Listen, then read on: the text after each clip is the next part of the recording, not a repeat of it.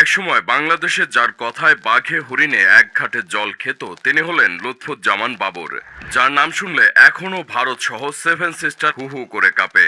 বাংলাদেশের একসময়ের প্রভাবশালী মন্ত্রী ছিলেন লুৎফুজ্জামান বাবর। তার সময়ের অনেক কিছুই ভুলে যাওয়ার কথা নয়। চলনে বলনেও তিনি ছিলেন ভিন্ন। স্পাই করা চুল এবং চোখে কালো সানগ্লাস, আবার কখনো কোট টাই, আবার কখনো দেখা যেত সাদা পাঞ্জাবি, যা তখনকার অন্যান্য নেতা কর্মীদের থেকে তাকে ভিন্ন রাখত। তিনি ছিলেন বাকিদের থেকে সম্পূর্ণ আলাদা, যার চলাফেরা ছিল মাফিয়াদের মতো, যার হাত ধরেই তৈরি হয়েছে বাংলাদেশের র্যাব বাহিনী। একই সাথে র্যাব বাহিনীকে দিয়ে তিনি বিচার বহির্ভূত হত্যাকাণ্ড অর্থাৎ ক্রসফায়ারের জনকও ছিলেন। বিএনপি সরকারের সময় তার ক্ষমতা ছিল প্রবল।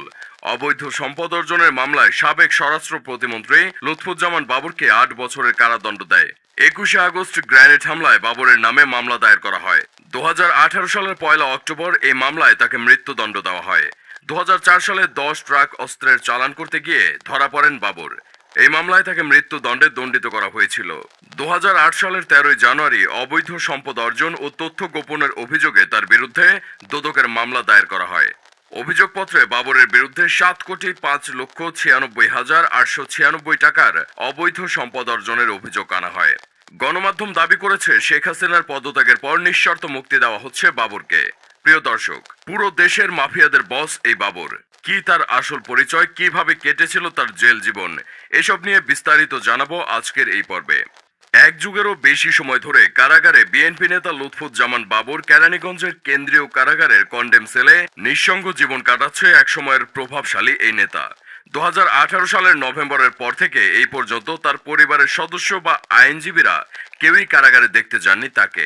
জানা গেছে গত একাদশ সংসদ নির্বাচনের পর বেশ কয়েকটি জেলা কারাগারে তাকে স্থানান্তরিত করা হয়েছিল। বর্তমানে তার ঠাঁই কেরানীগঞ্জ কারাগারে। নানা কারণে আলোচিত সমালোচিত সাবেক এই স্বরাষ্ট্র প্রতিমন্ত্রী কারাগার থেকে শোনেন তোলপাড় করা ২ মামলায় তার মৃত্যুদণ্ডের রায়। এই রায়ের বিরুদ্ধে উচ্চ আদালতে আপিল করলেও তাতে কোনো গতি নেই।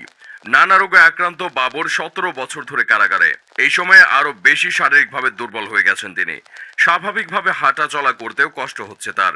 ২টি আলোচিত মামলায় ফাঁসির রায় মাথায় নিয়ে কারাগারে বাবর স্বাভাবিকই আছেন। জেলের মধ্যে থেকেও আগের মতোই দাপট রয়েছে তার। বিএনপি সরকারের সময়ে স্বরাষ্ট্র প্রতিমন্ত্রী বাবর ২০০৭ সালে সেনা সমর্থিত তত্ত্বাবধায়ক সরকারের সময় গ্রেপ্তার হন। গ্রেপ্তারের ৭ বছর পর ২০১৪ সালের ৩০শে জানুয়ারি আলোচিত ১০ ট্রাক অস্ত্র মামলায় তার মৃত্যুদণ্ডের রায় হয়। এই ৪ বছর পর ২০১৮ সালের ১০ই অক্টোবর ২১শে আগস্টের গ্রেনেড হামলা মামলার রায়ে বাবর সহ ১৯ জনের ফাঁসির রায় দেয় আদালত। রায়ের দিন আদালত চত্বরে উচ্চ স্বরে এসবের সঙ্গে তার কোনো ধরনের সংশ্লিষ্টতা নেই বলে দাবি করেন তিনি। জানা গেছে বাবরের অনুপস্থিতিতে তার নির্বাচনী এলাকায় থেকে নির্বাচন করেন তার সহধর্মিণী।